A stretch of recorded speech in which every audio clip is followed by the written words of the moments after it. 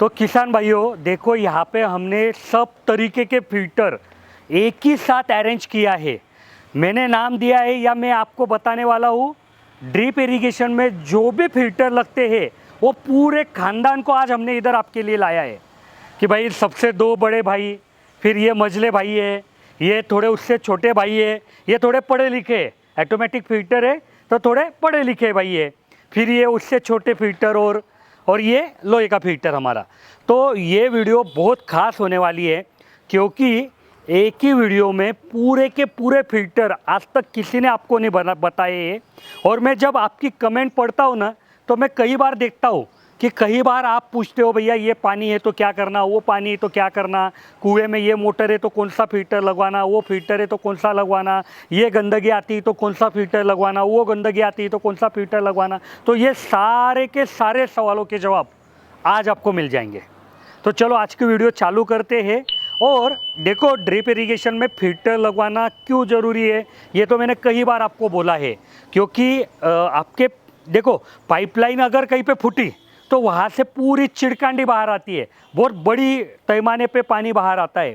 लेकिन ड्रिप में से बूंद बूंद पानी क्यों गिरता है? क्योंकि उसमें ड्रिपर रहते हैं और ड्रिपर के वजह से पानी का प्रेशर कम हो जाता है।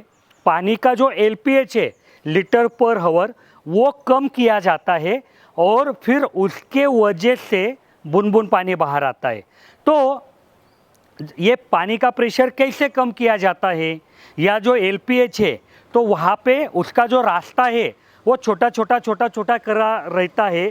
उसमें और कुछ टेक्निकल बातें हैं जैसे कि फ्लो टर्बुलेंट रहता है, लैमिनार रहता है, लेकिन वो मैंने बताया हुआ है कई वीडियो में, अगले वीडियो में और बताऊंगा।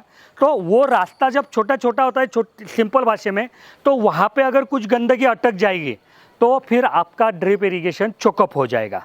तो ये गंदगी वहाँ तक ना पहुँचे, इसके लिए ही फिल्टर लगवा के जो भी आपके पानी में गंदगी है वो साफ़ करवाना रहता है। तो और एक चीज़ आपको बतानी थी कि मैं बाकी यूट्यूबर भाइयों को भी वीडियो देखते रहता हूँ, तो उन्होंने क्या बोला था कि भाई हमारा जो 11,500 का ड्रिप इरिगेशन का पैकेज आता है 1 एकड़ का, तो उसमें छोटा फिल्टर है इसके लिए और जल्दी ख़राब होगी। आपने ऐसा बड़ा फिल्टर लगवाया या ISI में ऐसे बड़े फिल्टर आते हैं तो उसकी वजह से वो ड्रिप जल्दी चोकअप नहीं होंगी। तो ये गलत है। देखो, ये फिल्टर भी लगवाना ज़रूरी है, लेकिन ये कहाँ पे लगवाना है ये आपको बताऊंगा। ऐसा नहीं है कि ये लगवा दिया तो बस आपकी अभी मतलब ड्रिप इरिगेशन चोकअप ही नहीं होगी, ऐसा नहीं है। एक विशिष्ट प्रकार की गंदगी जब आपके पानी में आती है तब आपको कौन सा फिल्टर यूज़ करना है वो बताऊँगा। तो देखो, मैं आपको बताना चाहूँगा कि जब आपका पानी का सोर्स खुला है, नदी, तालाब, कोई नाला, खेत तालाब, कि उसमें बहुत बड़े पैमाने पे गंदगी आती है तो आपको ये सैंड फिल्टर लगवाना पड़ता है। फिल्ट्रेशन में 2 प्रकार के टाइप आते हैं। ये यहाँ तक जो है ना, ये प्राइमरी फिल्टर है और इसके आगे जो है ना, ये सेकेंडरी फिल्टर है। तो ये जो प्राइमरी फिल्टर है, मैं आपको वापस बताना चाहूँगा कि जब आपके पानी में विशिष्ट प्रकार की गंदगी आएगी तभी आपको इसको इस्तेमाल करना है। जैसे कि आपका नदी का पानी है, उसमें काई वगैरह बहुत आती है, अगर उसको आपने ये कुछ फिल्टर लगवाया है तो ये फिल्टर 2-2 मिनट में चोकअप हो रहा है, 5-5 मिनट में चोकअप हो रहा है, तो फिर आप काम कैसे करेंगे?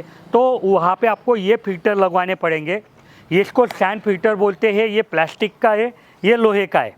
दोनों का फंक्शन एक ही है कि अंदर एक प्लेट है, उसके ऊपर अलग अलग प्रकार की बाड़ू, वो भी विशिष्ट प्रकार की रेत रहती है। ऐसा नहीं कि अपने नदी में जो रेत मिलती है वो रेत है, नहीं, ये मशीनिंग किया हुआ रेत रहती है।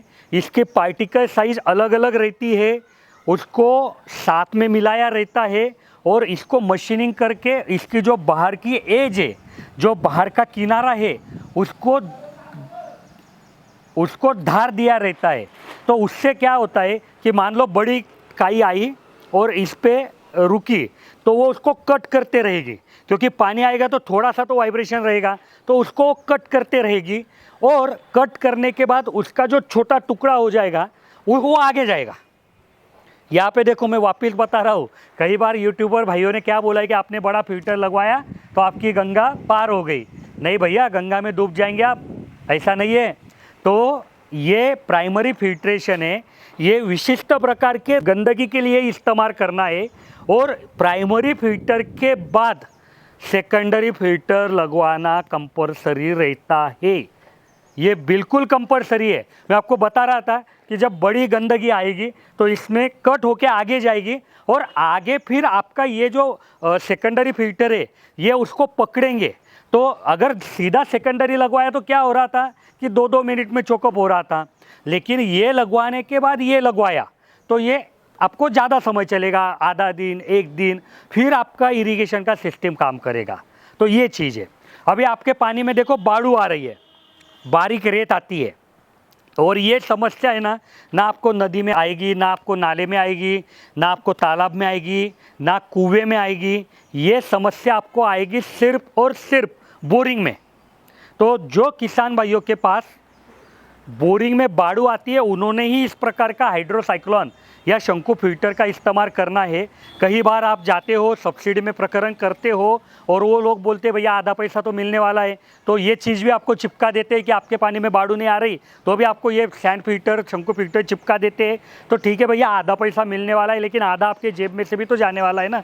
तो उनको बोलिए भैया मुझे ये फिल्टर की ज़रूरत नहीं है, आप इसको वजह कीजिए, फिर जो भी खर्चा आ रहा है वो खर्चा कम हो जाएगा, तो आपके जेब में से जो आधा पैसा जाएगा वो कम जाएगा। तो आपके पानी में अगर बाड़ू आ रही है तो ही आपको ये शंकु फिल्टर लगवाना है। अभी मानिए कि आपने ये शंकु फिल्टर नहीं लगवाया और ये प्राइमरी सेकेंडरी फिल्टर लगवा दिए, स्क्रीन फिल्टर, डिस्क फिल्टर, मैं आपको एक एक खोल के भी दिखाऊंगा। तो क्या हो जाता है कि वो बाड़ू आके आपके फिल्टर को डैमेज करती है, जाली को, आपके जो डिस्क है उसको, और बार बार उसको चोकअप करती है। फिर कैसे काम करेगा? 5-5 मिनट में थोड़ी आप फिल्टर साफ कर सकते हो। तो इसके लिए ये फिल्टर का इस्तेमाल करना, शंकु फिल्टर का, कि भाई जो भी बाड़ू है वो इसमें रुक जाएगी और फिर आप आगे आसानी से काम कर पाएंगे। और अभी मैं आपको बता रहा था कि देखो इसमें बड़ी गंदगी आएगी, काई वगैरह। एक चीज़ आपके मन में और सवाल आया होगा कि भाई फिर ये दोनों लगवाना ज़रूरी क्या? ठीक है, आपने बोला कि ये कॉम्बिनेशन में लगवाना ज़रूरी है, प्राइमरी फिल्ट्रेशन के बाद सेकेंडरी फिल्टर लगवाना कंपलसरी है, लेकिन ये दोनों लगवाना है क्या? तो नहीं। जब आपका पानी खुला सोर्स है, उसमें काई जैसी कुछ दिक्कतें आ रही है कि जो पानी में मतलब नीचे नहीं बैठती है, तब आपको ये सैंड फिल्टर का इस्तेमाल करना है। और सिर्फ आपके पानी में जब बाड़ू आती है तब आपको हाइड्रोसाइक्लोन फिल्टर का इस्तेमाल करना है। तो देखो मैंने आपको बोला कि बड़ी पैमाने पे जब काई आती है तो आपको इस फिल्टर का इस्तेमाल करना है। तो ये फिल्टर भी तो जल्दी चोकअप होगा, ये जल्दी चोकअप होगा, लेकिन इसको साफ करने के लिए बैक फ्लैश असेंबली दी रहती है। तो बैक फ्लैश असेंबली मतलब क्या कि देखो मैं आपको समझाता हूँ। ये इनलेट है, ओके। तो यहाँ से आपका मोटर का पानी आएगा और अंदर जाएगा। एक यहाँ पे फ्लश दिया हुआ है, हाँ, अभी अंदर जाएगा, बाड़ू पे गिरेगा, फिल्टर होके नीचे जाएगा, जो गंदगी हो आपके सैंड में अटक जाएगी और स्वच्छ पानी, अच्छा पानी नीचे जाएगा। यहाँ से ये सीधा आपके खेत के तरफ चला जाएगा। ये तो हो गया नॉर्मल, लेकिन इसको साफ करना है। तो साफ कैसे करेंगे? तो देखो ये जो कॉक है इसको आप बंद करेंगे और इसको जब बंद करेंगे और इसको खोलेंगे, ठीक है। अभी क्या हो गया कि ये मोटर की तरफ से पानी आ रहा था, ये यहाँ पे रुक गया, फिर ये नीचे जाएगा, नीचे से अंदर जाएगा, अंदर से अभी उल्टा आएगा। रेत के पहले ऊपर से नीचे जा रहा था, अभी नीचे से ऊपर आएगा। तो आपके रेत में जो भी गंदगी फंसी है वो ऊपर आ जाएगी। ऊपर यहाँ से देखो, यहाँ से ये कॉक खोलेंगे ना फ्लश, तो ये सब बाहर निकल जाएगा। तो ये हो गया बैक फ्लैश असेंबली। इस तरीके से इसको आप 2 दिन में, 3 दिन में, 1 दिन में साफ करो, प्रॉपर आपको पूरी फिटिंग आती है। और जब मान लो 2 साल हो गए, 3 साल हो गए, तो फिर अभी क्या होता है कि जो आपकी अंदर सैंड है उसमें ज़्यादा गंदगी अटक जाती है। तब आपको क्या करना है कि उसको यहाँ से खोल के वो निकालना है बाहर, उसको एसिल के पानी में डाल के रखना है। ये यहाँ पे ध्यान रखो, ये सैंड जो है बिल्कुल रास्ते के बाजू में वीडियो बना रहे तो थोड़ी आवाज़ आती रहेगी, लेकिन आप उसको भी एंजॉय करो, आपको भी मज़ा आएगा। और तो इसमें से जो भी सैंड निकलती है ना, कोई भी हालत में फेंकना नहीं है। कई बार किसान क्या बोलते हैं, भैया अभी 3 साल यूज़ कर दिया, इसको निकाला और फेंक देते हैं, फिर उनका खर्चा बढ़ जाता है, उनको पूरी सैंड नए से खरीदनी पड़ती है।